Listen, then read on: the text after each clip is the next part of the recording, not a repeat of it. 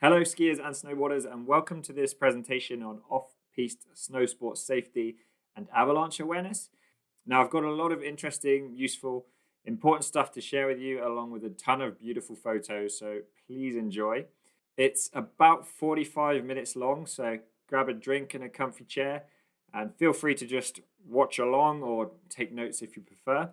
And if you make it to the end, then you'll get a lot out of it, and I've got a pretty cool offer to share with you as well.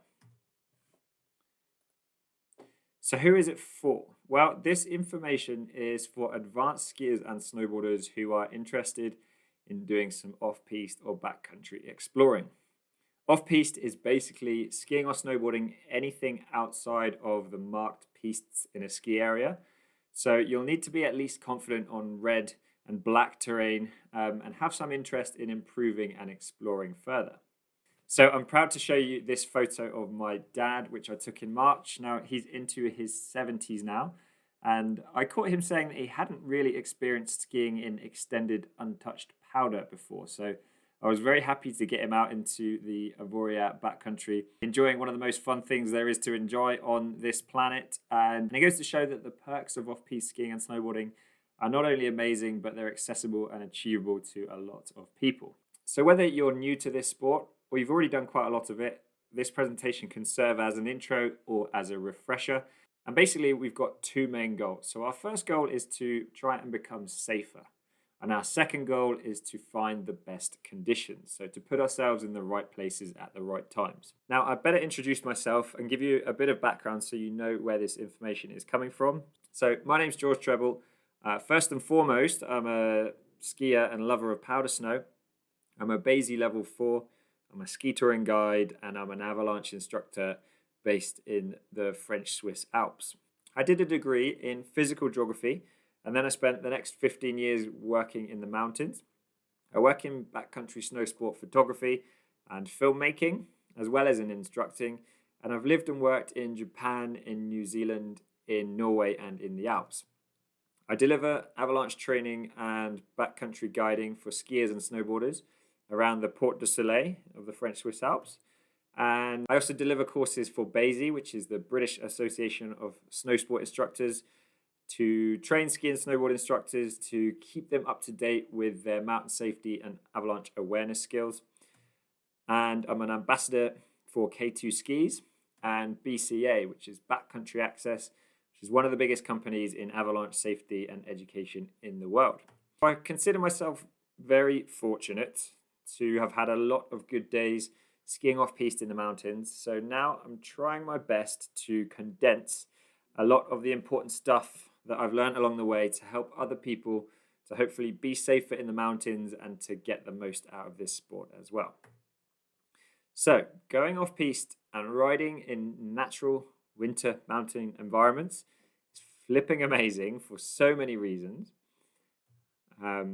This is where we can get the best views, stunning landscapes. This is where we can escape the crowded theme park-like nature of ski resorts these days. This is where we can challenge ourselves with variable snow conditions, and this is a great way to keep improving at our skiing or at our snowboarding. And one of my favorite things about the backcountry is the amazing wildlife encounters. And I'm forever amazed at these chamois and what they can do in the mountains. And I'm talking about quite literally running up and down sheer cliff faces and making it look easy. And of course, off-piste and backcountry, this is where we can find the holy grail of life on earth, as far as I'm concerned, fresh tracks in powder snow. And here's my dad again. Looks quite fun, doesn't it?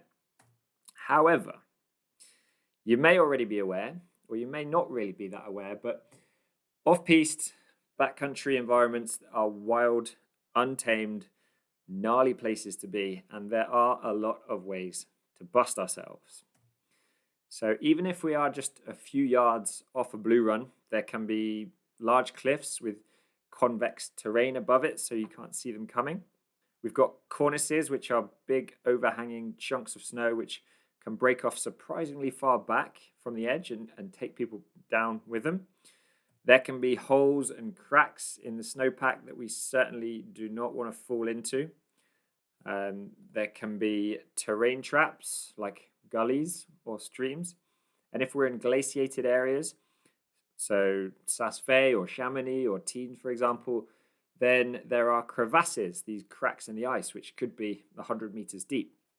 And then this graphic shows quite well what a tree well is. Now, these are holes that form near the trunks of trees, which can be fairly invisible from the surface. But if you fall into them in the wrong way, then they can be impossible to get yourself out without help. So hopefully you and your partners are keeping a good eye on each other when you're tree skiing on those powder days, but be very aware of tree wells. We've got completely unprepared snow conditions, so there could be rocks concealed under the surface that we don't want to crash into. We call them sharks. They can be bad for your skis. They can also be bad for your head. And then, of course, we've got avalanches. And avalanches kill about 100 people every year in Europe alone. And these are otherwise young, fairly healthy people. And that figure is just European avalanche fatalities. So if we're talking about avalanche injuries, as well as injuries and fatalities from other off-piste hazards, then we're talking about thousands of serious accidents every winter just in Europe alone. So how can we do lots of off-piste skiing and snowboarding, enjoying the awesome benefits that come with this sport, whilst avoiding all of those scary hazards? Well, one of the best ways, of course, is you can hire a guide and gain access to all of their experience, skills, and local knowledge in one hit. But if you haven't got 500 plus quid per day to spend on a guide, then you might be interested in some other options. Now, it is important to note that this will never be a risk-free sport. Even if you do hire a guide, there will always be some element of danger and risk if you're skiing or snowboarding off-piste and in the backcountry. But if you want to enjoy the sport and avoid the hazards, I've got good news and I've got bad news. So the bad news is that the answer is not just a simple quick fix. So we can't just keep buying more gear and hope that that will keep us safe. The good news is that it's not as expensive as what all this gear costs. So if you've ever been tempted to spend thousands of pounds on airbags or avalanche gear or mountain guides, then I'd like to present to you an extra option. So the key take-home message that I want you to remember from this presentation is that when it comes to skiing and snowboarding off-piste and in the backcountry, our most important decisions are made before we even leave the house. So the success of a powder day or any day off-piste in the mountains, it hinges on the homework that we do beforehand.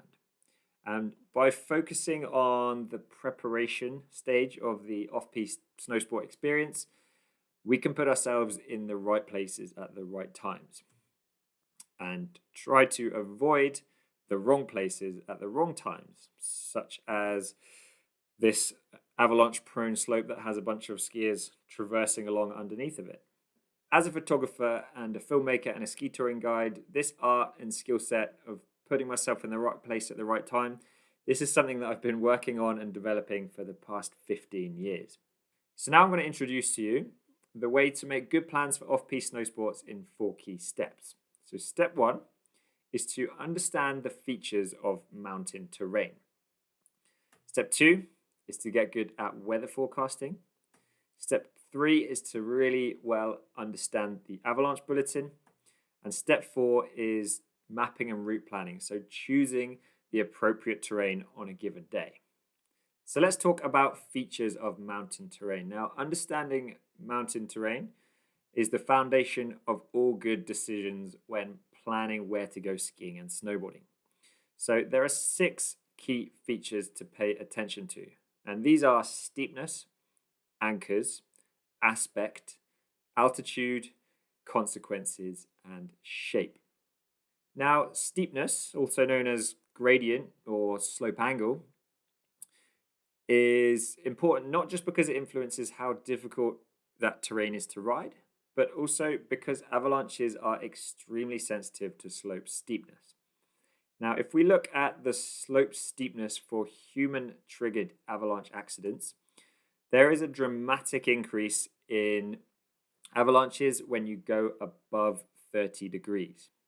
So that's approximately where a red run turns into a black run. Now, there will be exceptions to that rule, but to give you a rough idea what 30 degrees is, it's around the difference between a red and a black.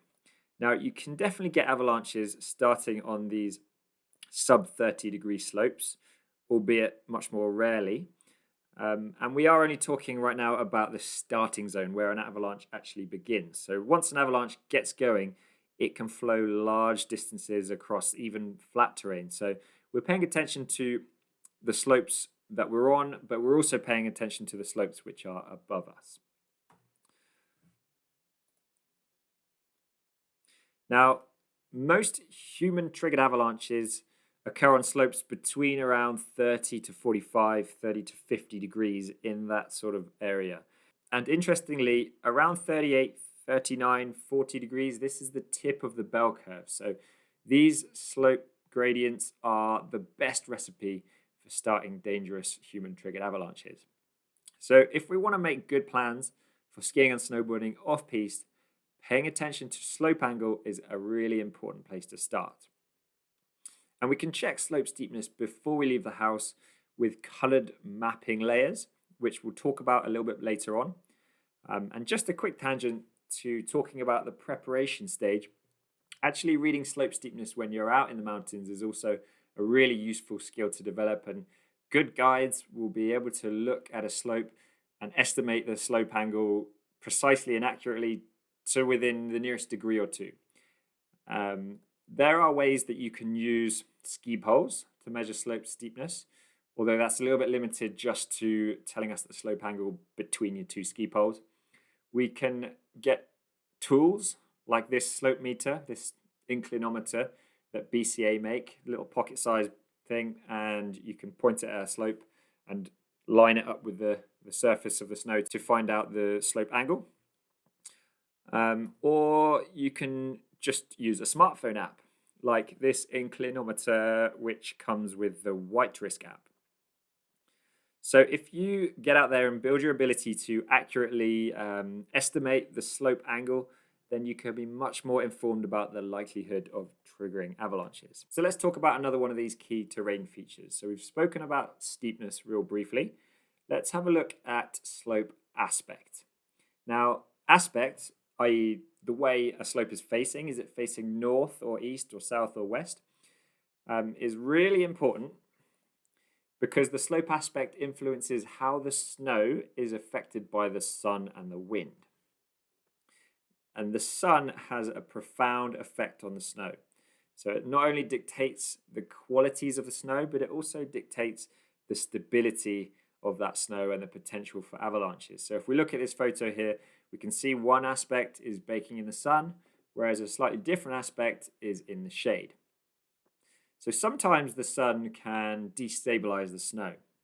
For example, if there is rapid warming of the snow after recent snowfall. On other occasions, though, sometimes a lack of sun can destabilize the snow. Like when you get cold conditions, this can lead to weak layers growing in the snowpack.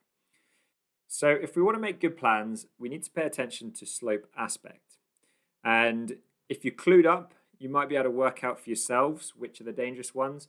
But on a given day, we can find out which aspect is more dangerous by reading the avalanche bulletin, which we're going to go on to in a minute. The other reason why aspect is important is because of the wind. Now, the wind has a massive influence on avalanches and on the qualities of the snow. So the wind can move the snow around more than 10 times faster than it can fall out of the sky. So it's arguably one of the most important weather features to pay attention to. Now, the wind strips snow off some aspects, and then it loads snow onto other aspects. So we can see in this photo here, the windward aspect, which faces towards the wind, is being stripped. And then the leeward aspect, which is facing away from the wind, is being loaded up with extra snow. So the more we know about slope aspect and recent conditions, the more we know about where the dangerous slopes might be. And the other thing about the wind is that when it bashes the snowflakes around and bashes them together, it breaks up their six-sided snowflake crystal structure, and makes these smaller little blobs, technical term, of snow. And these smaller blobs of snow are more cohesive, they stick together.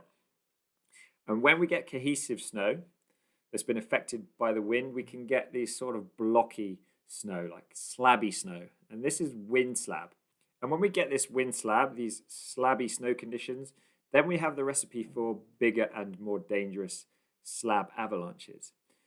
And the thing with these slab avalanches is they can happen above us as well as below us. So they can be extremely dangerous to skiers and snowboarders. So we've spoken briefly about slope steepness and slope aspect.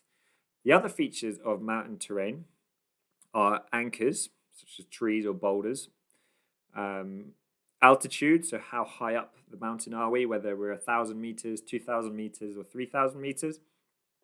Consequences, so what would happen if we were to crash, or if there was to be any avalanche activity, what would the consequences of that be? Would we have a smooth, gradual run out on the slope beneath, or would we be washed over some cliffs? So we're thinking about the consequences of avalanches and the shape of the slope. So whether it's got gullies in it, whether it's got terrain traps in it, or whether it's convex or whether it's concave. Regarding these features of mountain terrain, I want you to hold that thought for now, and I'll show you where you can learn more about them a little bit later on. Because remember, understanding mountain terrain is your best skill for being in the right places at the right times. So step 2 is weather forecasting, relevant to off-piste skiing and snowboarding. So we need to know about the weather before we can plan where to go in the mountains. The more we know about the weather, the better our plans are likely to be. Now, the main things that we want to know about relevant to off-piste skiing and snowboarding are the temperature and the freezing level. So the freezing level is the altitude where it's 0 degrees. Sometimes you can see this quite clearly on the trees after a storm, where we've got snow on the trees above a certain altitude and then no snow on the trees below. So that border is where the freezing level was. The wind speed and wind direction, the precipitation, hopefully it's snow, and the cloud cover and the visibility. Fairly simple stuff, but the key thing is we need to know about this info for different altitudes. In the mountains, the wind speed and the wind direction, it changes a lot depending on the altitude. So it might be that you've got calm conditions in the valley and windy conditions up in the mountains. And also the temperature varies a lot at altitude. So in the mountains, if you go up 1,000 meters of altitude gain, then the temperature is going to drop about 6 to 10 degrees depending on the humidity. So if you just get an ordinary weather forecast that doesn't differentiate between different altitudes, then as soon as you've gone up a chairlift, then it's going to be wrong. So look for a forecast which differentiates between different altitudes, like this little simple toggle thingy that we have on snow forecast, where you can get the valley floor forecast, the mid-mountain forecast, and the top lift forecast at 2,250 meters. The second thing about the weather in the mountains is that it can change very quickly. And it's not unusual to have clear blue skies and calm winds in the morning and then violent storm on that same afternoon. So it is crucial to have forecasts for different times of the day, and preferably broken down hour by hour, like you can see in this little forecast from Windy. So here's a few suggested apps which are good for the area that I'm in near the France-Switzerland border in the Alps. I've put them together in a folder on my phone so I can easily scroll through a few of them. And you'll find that they've all got their pros and cons. So if you have a few, then you can draw out the best features of each one. So some of them do good large-scale map and satellite image overviews to give you the broader picture of what's going on. Some of them allow you to find forecasts for very specific locations by dragging and dropping. And then some might allow you to customize your forecast to display useful stuff like different wind speeds and directions for different altitudes. So there's loads of these awesome modern tools available. And if we can be nerdy enough to get good at using them, then again, we can make better plans and be in the right places at the right times. The more we know about the weather, the better informed our decisions about where to go are going to be. So as well as having a good idea of the weather forecast, we need to check the avalanche bulletin before we ever go off piste. Now, if you're new to looking at avalanche bulletins, like this one from Meteo France, you might think, what the hell is all this? Do I need to be some sort of bilingual data scientist just to go off piste? Well, fortunately, the main messages of any bulletin are fairly simple. All the European ones more or less follow the same structure, and there is this sort of information pyramid. So the first thing I want to know is the regional danger level, and this is the number from 1 to 5 that gives us an overview of the avalanche danger level. Secondly, we want to know the avalanche prone locations. So this is basically where it is warning about, so which aspects and which altitudes. And then the third thing we want to know about from the avalanche bulletin is the avalanche problem types. So what type of avalanche are they warning about? So in the European avalanche bulletins, there's 5 main problem types. And these types of avalanches are interesting because they each have different personalities. So if we can find out what type of avalanche is the problem on a given day, then we know what personality traits to expect from those avalanches. So let's take a closer look at this bulletin then. At a glance, we can see that the danger level is 3 out of 5. The technical word for this is considerable avalanche danger. So there is considerable avalanche danger, and don't be fooled that 3 out of 5 is in the middle of the scale, as actually this is the danger level when we get most avalanche fatalities, and it is highly dangerous. And this is when we tend to have the most interaction between humans and avalanche terrain. And then next, avalanche prone locations. So we can see from this little rose that the north, east, and west aspects are highlighted black as the most dangerous slopes on this day. So that's the aspect. Altitude, we can see from this little thingy that we've got about 1 danger level less below 2,000 meters. And then thirdly, we can find out the avalanche problem types from these little graphics down here. And on this day, the main avalanche problems are wind slab and new snow.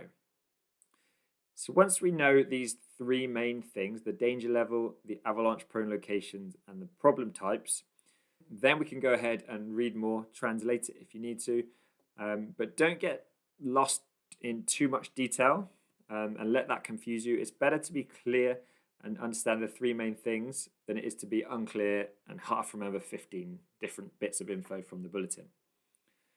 But please do read the avalanche bulletin before any day where you might be going off-piste skiing or snowboarding. It's free, and if you read it regularly and compare it with your real-world experiences, then that is an awesome free way to further your education in this field. So once we've got a good understanding of the weather forecast and the avalanche bulletin, then it's our job to find appropriate terrain given the current conditions. So how do we choose appropriate terrain? Well, fortunately, it's 2024 and we have so many awesome modern tools to help us make these decisions. So a good place to start when it comes to choosing appropriate terrain is to simply factor together slope steepness and avalanche danger level. We can mitigate avalanche risk by choosing less steep terrain on the higher danger level days. For example, on this day in December, when we had about 80 centimeters of fresh snow, me and a mate just had an awesome time ski touring on slopes well below 30 degrees. And one of them is this simple tool. So you can input the danger level along the bottom here, and then you can slide up and down on the slope angle to work out if it's slight danger, elevated hazard, or high danger. So it gives you a rough assessment of the avalanche triggering probability for the certain slopes that you're looking at. So in this example, we've got a danger level of 3. And if we choose a slope angle of 26, then we're just about still in that slight danger area. Whereas if we head up to a slope angle more like 37 degrees and change the danger level down to 2, that puts us up into the elevated hazard. And if we were to take this danger level up to considerable 3 out of 5 and be on a slope angle of 37 degrees, then that's going to put us more into the high danger level. So it's a simple tool to point you in the right direction of what sort of terrain is appropriate on a given day. We've also got some pretty cool mapping software, websites, and apps that can do things like overlay colored layers to tell us about how steep certain terrain is before we even leave the house. So, for example, on this slope, this is actually the Swiss wall. We can see the top section is colored in this sort of dark orange, which tells us that that slope is between 35 and 40 degrees at the top there. And we can find this out before we have to go anywhere near that slope. Different layers can make it really easy to work out what the slope aspect is, like this one, which clearly colors different aspects, different colors. So we can see this slope faces east, and we can expect it to have the sun in the morning. And then, of course, we've got good old trusty paper topographic maps with contour lines. The closer the contour lines, the steeper the slope.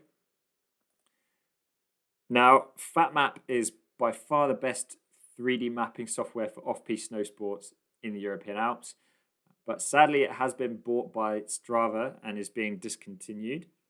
And at the time of recording in September 24, we're still waiting to see how much functionality from FatMap is going to make it across into Strava. I have been in touch with the developers, and they've told me that the main tools will be put into Strava.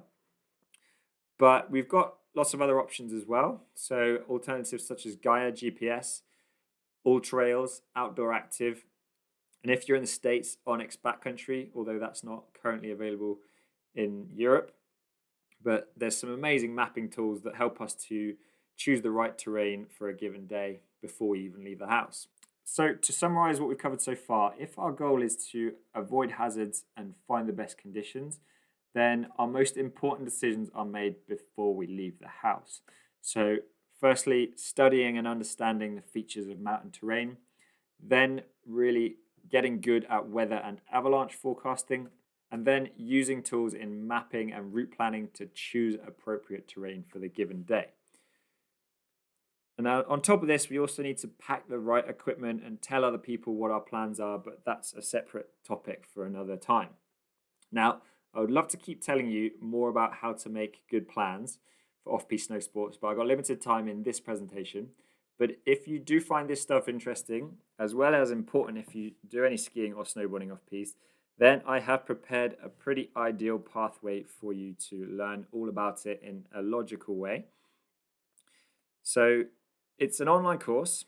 It takes about 8 hours in total, and it's split into 10 lessons, which are made up of video tutorials, quizzes, and practical tasks. So the first lesson is an intro to what is off-piste, what are the off-piste hazards to look out for, and the basic concepts of avalanche awareness.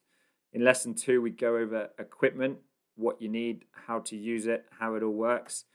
Lesson 3, we go deeper into those 6 features of mountain terrain that we need to know about to make good plans for where to be when. Lesson 4 is mountain weather and forecasting relevant to off-piste skiing and snowboarding, and the details of how to get the best out of the avalanche bulletin in lesson 5. Lesson 6, mapping and route planning skills, so a few different ways that we can study terrain before we're choosing where to go. So lesson 7, the human factor. So this gets a little bit into decision-making psychology and group dynamics and communication within your groups, and touches on some of the common mistakes that we see popping up again and again in the backstories of avalanche case studies. And if we can understand and remember these common mistakes, then hopefully we can avoid them ourselves. Lesson 8 is things to look for when you're actually out in the real world. So field observation skills to monitor the avalanche hazard and the qualities of the snow, including the 5 main red flags of avalanche hazard. Lesson 9 gets into safer travel, so protocols, habits, and systems for safer travel and group management, how to control our group when we're out in off-piste environments. And then lesson 10, companion rescue. So what to do in the instance of an avalanche and in response to an avalanche, and how to locate and dig out an avalanche victim, hopefully before it's too late. Now, it's totally self-paced, so you can go at your own speed and spend as long as you want on certain topics. You could binge it in a day, but it's best to do it over a bunch of shorter sessions. And when you enroll, you get 12-month access, as I know a lot of people like to dip back in throughout the season, and there are some upcoming new lessons. I've got one upcoming on snow science, so there will be updates throughout the winter. So the course is more or less the course that I deliver to BASI, ski and snowboard instructors, to help keep their licenses up to date, and about 250 instructors of all different levels, from the rookies to the fully qualified instructors. They took this course last winter, and I'm happy to say that the reviews have been extremely positive. So I've been taking feedback and making improvements and updates over the summer. And now, finally, after about 10 years of filming backcountry snow sports and 3 years of making this course with my partners, I'm really pleased to have completed this pathway, which I wish I had access to 15 years ago when I was a bit of a sketchy powder maniac. Now, as a thank you and a well done to you lot who have not only showed up but have made it to the end of this presentation, I'm going to give you a fat discount so you can get 30% off. You just need to input the code yes please into the box when you enroll. It's a time limited discount, so it will expire soon, so apologies if it doesn't work, as you will have missed the window. And you can find out all the info and FAQs on this course on alpinetutorials.com/offpiste. Now, I'm also going to be in Avoriaz this winter, and we have some great courses for skiers and snowboarders interested in off-piste. Our schedules are booking up pretty fast, but I've still got spaces in my 4-day ASAT Level 1 courses. So these are off-piste avalanche training courses running each week in January and in March. And these are basically mornings of off-piste skiing and working on our skiing skills, and then afternoons of avalanche training. And then we've got a bunch of individual sessions. So we've got sessions in companion rescue training, both beginner sessions and more advanced sessions. We've got terrain analysis sessions. So this is off-piste skiing and snowboarding and learning how to study and understand the terrain. We've even got field observation and snow pit sessions. So if you're interested in any of that, then you can find out more info and book those on the Avoriaz Alpine Ski School website. You can find more info on the online course on alpinetutorials.com. And if you've got any other questions or feedback, then you can contact me directly on trebleedit@gmail.com. So that's it for the presentation part of this video. And as a thank you for watching and watching to the end, I'm going to play a sample tutorial from the online course, and this is the tutorial on those 6 features of mountain and avalanche terrain. And remember, this is one of the most important things to pay attention to in order to score good conditions and to avoid the dangerous conditions. So I hope it's helpful. Thanks for watching, and I wish you good times in the mountains.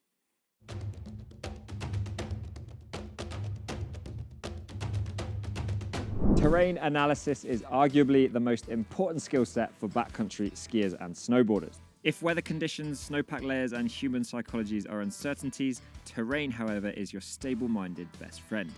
Being able to read the terrain allows you to understand the avalanche danger. So this tutorial shows you what to look out for when you're analysing the terrain so that you can be in the right places at the right times. So here's a memory aid to help you remember 6 important features of the terrain. Situational awareness avoids avalanches catching skiers. The S stands for steepness. The 3 A's are anchors, aspect, and altitude. The C stands for consequence, and the S stands for shape. These 6 terrain features dictate the level of avalanche danger. Number 1, steepness. Also known as gradient or slope angle, the steepness of a slope is extremely important to avalanches. Let's look at the frequency of avalanches plotted against the steepness of the slope. Bear in mind that this shows human-triggered avalanches, which is useful to us because in 9 out of 10 avalanche accidents which involve skiers and snowboarders, the avalanche was triggered by the victim or someone in the victim's group. So here are the main things to remember. Dangerous avalanches are rarely triggered on slopes below 30 degrees. About 95% of the avalanches initiate on slopes between 30 to 50 degrees. And about 3/4 of the avalanches started in an even smaller window of between 34 to 45 degrees.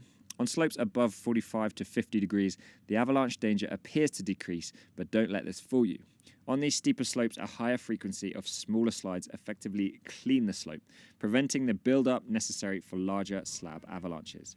But on slopes above 45 degrees, smaller avalanches can have larger consequences, so it doesn't really get any safer. The most dangerous gradient for avalanches is about 39 degrees.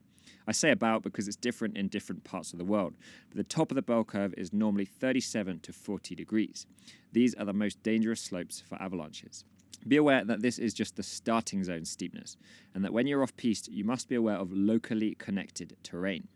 There's no sense in thinking you're safe because you're on a sub-30 degree slope if you're standing beneath a 39 degree slope. Big avalanches might start on a steep slope and then pick up momentum and spill large distances across even flat terrain before coming to a stop. So the take-home messages from this are good and bad. The good news is you can largely avoid avalanche terrain by staying on sub-30 degree terrain. The bad news is that the most dangerous 30 to 45 degree slopes are the ones which are the most fun for skiers and snowboarders. But with this in mind, being able to read slope steepness is an excellent tool, and I'm going to show you a bunch of ways which you can do it in another video. Number 2, anchors. Anchors such as trees, rocks or bushes can help to hold a snow slab in place and decrease the avalanche danger. This is one reason why it can be safer to go skiing in the forests on those stormy powder days. However, anchors need to be densely spaced in order to be effective and to decrease the avalanche danger. If they are more spaced out, they won't anchor the slab in place, and instead of being your friend, they become your enemy. This is because they turn into obstacles which you don't want to crash into. Remember that around a quarter of avalanche victims are killed by trauma from hitting rocks and trees on the way down. So when reading terrain, look for trees, rocks or bushes which could help to anchor snow slabs in place. Ask yourself, are they dense enough to decrease avalanche risk? Or do you think an avalanche could still occur, turning anchors into obstacles?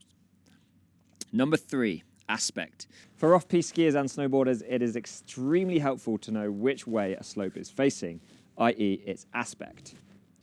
The aspect is important because it dictates how much sun and wind the snow there is exposed to. We need to know about this not only for avalanche safety, but also because it helps us to find good conditions. We'll start with wind. Wind can move the snow around 10 times faster than it can fall out of the sky, making it arguably the most important weather feature in avalanche terrain. When there is strong wind in the mountains, within minutes, delightful fluffy powder can be turned into dangerous wind slab. If we look at a ridge, wind strips snow off the aspect which faces towards the wind, and it deposits the snow on the aspect which faces away from the wind. The aspect which has had more snow loaded onto it generally becomes more dangerous for avalanches, especially if it is loaded quickly and the transported snow doesn't stick well to the existing snow. Not only is there more snow and weight now sitting on that slope, but also the wind-affected snow is no longer made up of loose, fluffy snowflakes. It becomes blocky and cohesive. It becomes wind slab, and it's a good recipe for larger avalanches. Wind is also responsible for building cornices. These are highly dangerous overhangs which kill people by either breaking off when you stand on top of them or by triggering avalanches when you're standing below them. The second reason that this slope aspect is important is because it dictates how much the sun affects the snow, and the sun does a lot to transform the snow. In the northern hemisphere, especially at mid-latitudes, south-facing slopes receive more sun and north-facing slopes receive less sun. If you're in the southern hemisphere, this is the other way around. However, no matter which hemisphere you're in, the sun still rises in the east. East-facing slopes receive the morning sun when temperatures are colder. West-facing slopes receive the afternoon sun when temperatures are warmer. The sun affects the avalanche risk, but it's not a linear relationship. Sometimes the sun makes the snow safer, and sometimes the sun makes it more dangerous. It depends on the recent conditions and the type of avalanches going on. I'll give you a couple of scenarios. Scenario 1. If the sun rapidly warms up new snow after a storm, it increases the avalanche risk. It's a pretty good general rule that any rapid change to the snow makes it more dangerous, especially rapid warming. So, for example, after a storm has put down some new snow, sunny, south-facing slopes are likely to generate avalanche activity. In this scenario, more sun means higher danger. However, in a different scenario, sometimes less sun means higher avalanche danger. In this example, imagine a north-facing slope. It faces away from the sun, so it's colder, and in these colder temperatures, weak layers can be created within the snowpack. If the cold temperatures last a long time, so too can the weak layers that are created. These persistent weak layers can cause avalanches much longer after a storm, which takes skiers and snowboarders by surprise.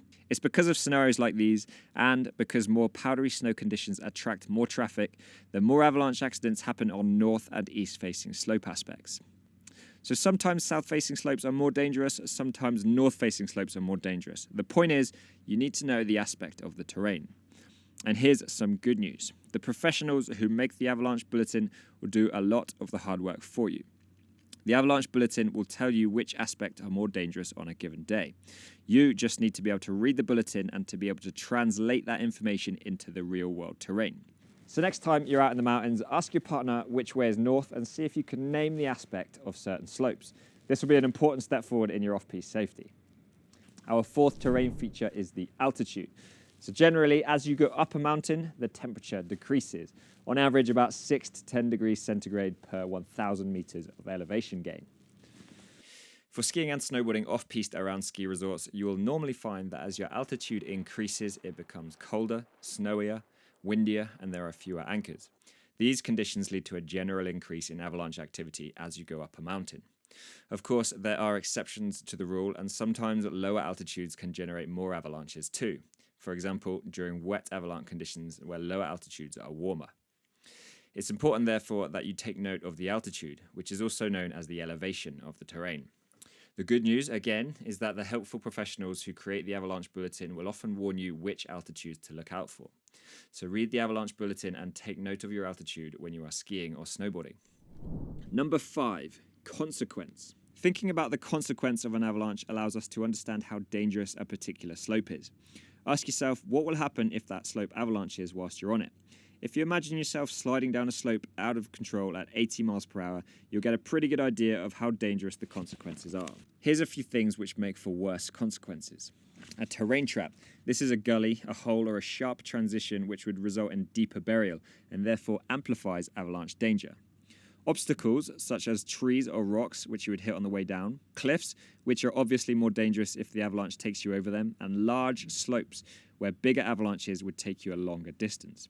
In contrast, smaller slopes with fewer obstacles and no cliffs or terrain traps can be relatively safer and have lesser consequence in the event of an avalanche. So when you're analysing terrain and choosing where to go skiing or snowboarding, think about the consequences of avalanches and crashes. It will help you to determine the danger and calculate the risk.